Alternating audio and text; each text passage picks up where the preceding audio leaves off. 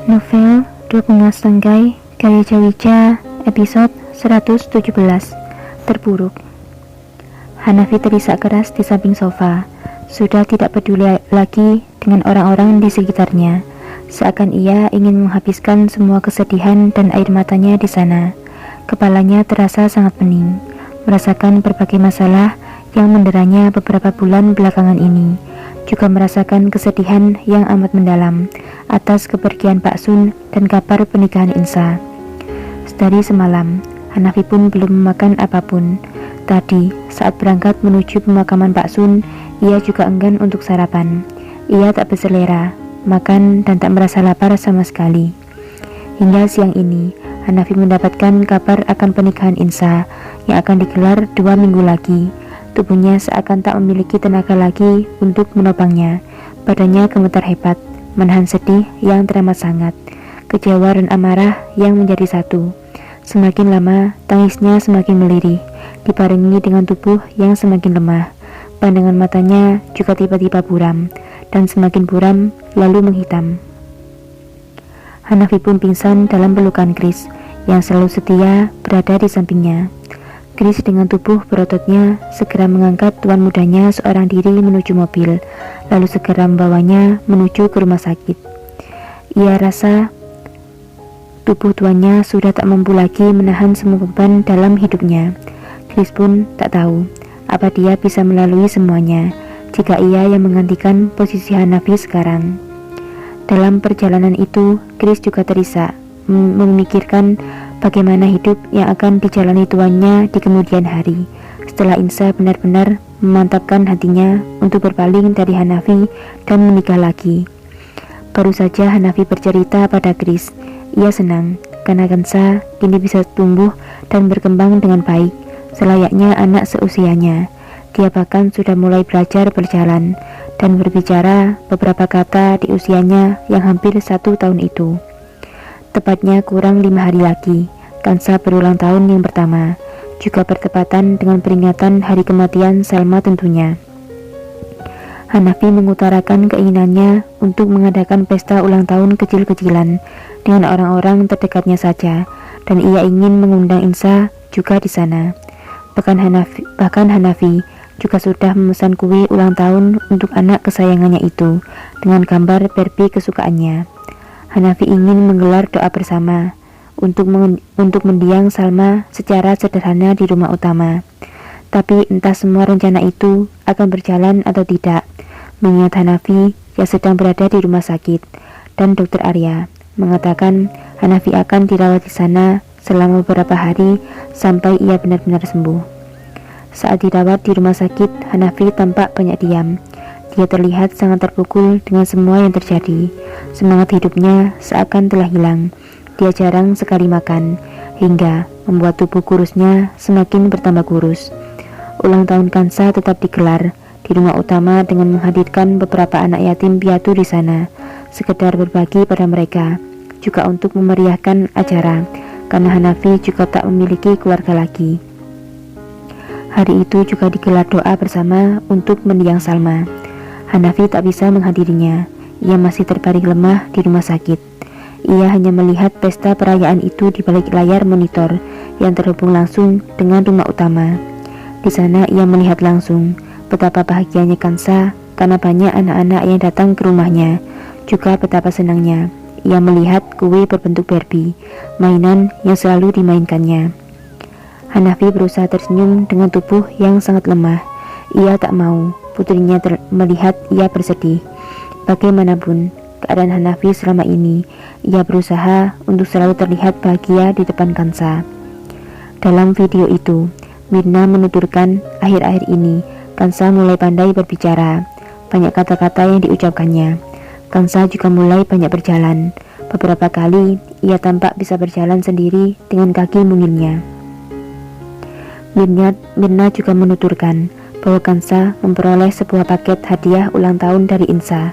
Hanafi yang dibuat penasaran pun bertanya pada Mirna, "Insa yang mengirimnya?" "Iya tuan, hadiah itu tertulis nama Nona Insa sebagai pengirimnya." "Apa isinya?" Hanafi bertanya dengan wajah penasaran.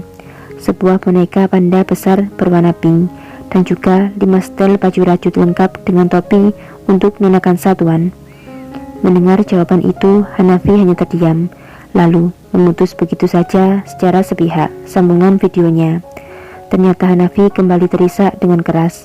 Tempat tidurnya terlihat bergetar karena tangisnya. Kau bahkan menyayangi Kansain, tapi kenapa kau meninggalkanku? Aku memang telah salah untuk semua yang terjadi, tapi setidaknya beri aku kesempatan kedua untuk memperbaiki semuanya. Bahkan cintaku padamu tak berubah sedikit pun. Cintaku tetap cinta yang dulu.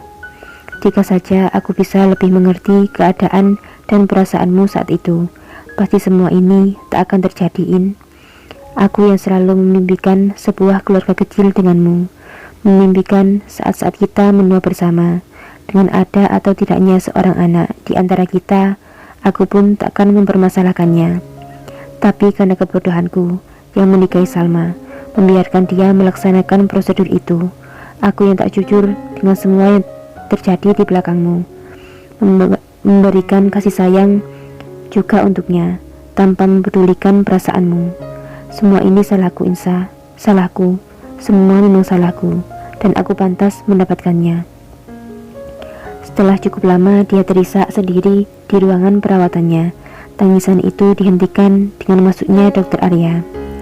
Dr. Arya yang melihat bekas tangisan di wajah Hanafi merasa semakin khawatir dengan keadaannya. Ia takut kalau Hanafi tak bisa keluar dari situasi terburuknya ini. Hanafi bisa benar-benar stres dengan tubuhnya yang semakin kurus dan lemah. Han, Arya ingin mencoba menasihati Hanafi agar ia tak lagi memikirkan tentang Insa dan memulai kehidupan barunya. Tapi Hanafi tak menjawab sama sekali panggilan dari Dr. Arya. Hanafi hanya memandang kosong ke arah depan dan hanya terdiam, tak bergerak. Han, aku harap kau mendengarkanku. Han, aku mohon padamu, kau jangan terpuruk seperti ini. Bangkitlah Han, jadilah Hanafi seperti yang dulu. Ikhlaskanlah Insa untuk bahagia. Mungkin itu yang terbaik untukmu dan untuknya sekarang. Yang perlu kau lakukan sekarang, beri semangat dirimu untuk tetap ada di jalanmu. Kau masih punya Kansa. Dia sangat butuh kasih sayang dan perhatianmu. Masa depannya pun masih panjang Han. Jadikan Kansa sebagai semangat dirimu untuk terus bangkit. Ingatlah semua yang telah kau lalui sebelum kelahirannya. Dia anakmu. Jangan biarkan semua perjuangan Salma sia-sia dengan kau biarkan Kansa tanpa kasih sayang orang tua. Arya menatap Ipa pada Hanafi. Cukup lama Hanafi diam tanpa kata, hingga akhirnya ia pun membuka suara. Ya, kau benar, dan aku akan datang di acara resepsi pernikahan Insa. Hanafi menjawab masih dengan posisi yang sama. Hah? Apa? Tidak bisa Han, kau tidak bisa datang dengan kondisimu yang seperti ini. Arya membelalakkan matanya, menatap penuh terkejut pada Hanafi. Aku akan datang. Hanafi, jawab Hanafi acuh. Tidak Han, kau masih sangat lemah. Kau tak bisa melihat Insa dengan kondisimu seperti ini. Aku takut kau akan... Kata-kata Arya terhenti ketika Hanafi memotongnya.